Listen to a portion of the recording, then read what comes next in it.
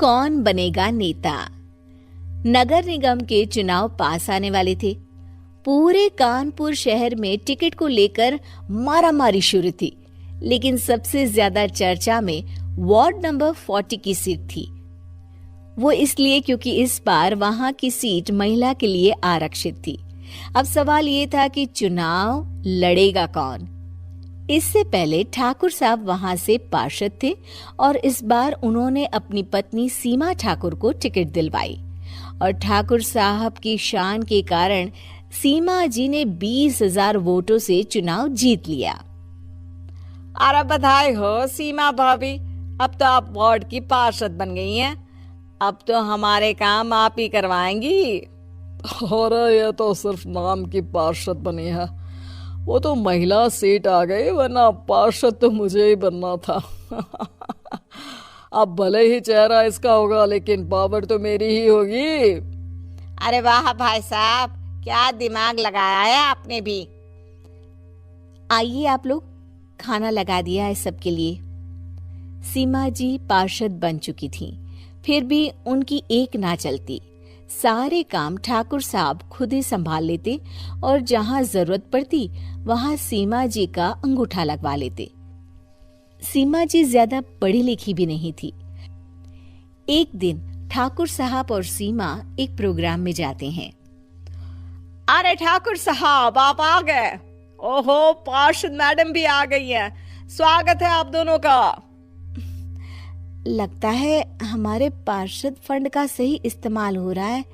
चलिए अब उद्घाटन करते हैं। ये लीजिए ठाकुर साहब कैची, आप ही सबसे पहले प्रवेश कीजिए।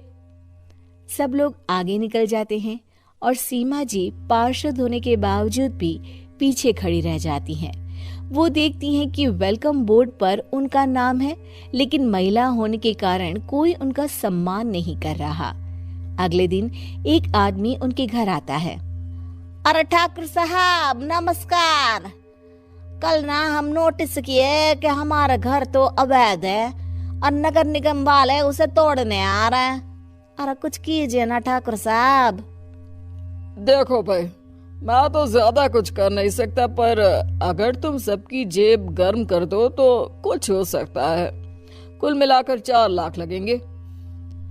अरे 4 लाख ठाकुर साहब? अरे भाई, मैं अपने लिए नहीं मांग रहा हूँ। दरोगा है, इंजीनियर बाबू है, बड़े साहब है, सबको देना पड़ता है ना थोड़ा थोड़ा। बोलो है मंजूर? तभी वहां अचानक सीमा जी आ जाती हैं। अरे ये आप क्या कर रहे हैं?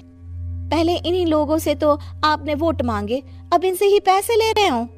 अरे चुप रहो तुम, तुम्हारा काम है सिर्फ अंगूठा लगाना, तुम वही किया करो।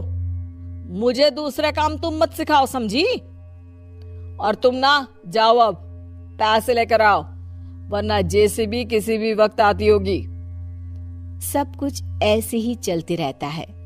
एक दिन सीमा जी और ठाकुर साहब को एक लोकल मीटिंग में बुलाया जाता है। वहां पर कई और अधिकारी लोग भी मौजूद रहते हैं।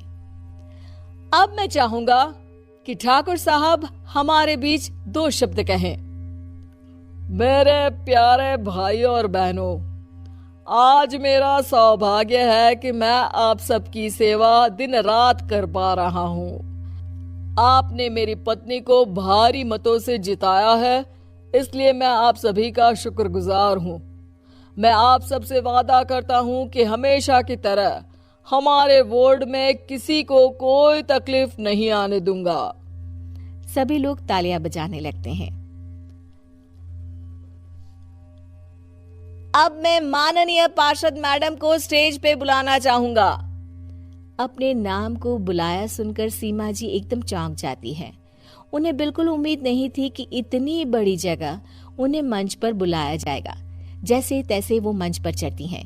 ऊपर जाते ही सीमा जी को सारी पुरानी बातें याद आ जाती हैं कि किस तरह उनके पति उन्हें कभी भी आगे बढ़ने नहीं देते और उनके नाम से गलत काम करते हैं। वो बोलने लगती हैं, मैं आपके वार्ड की पार्षद सीमा हूँ।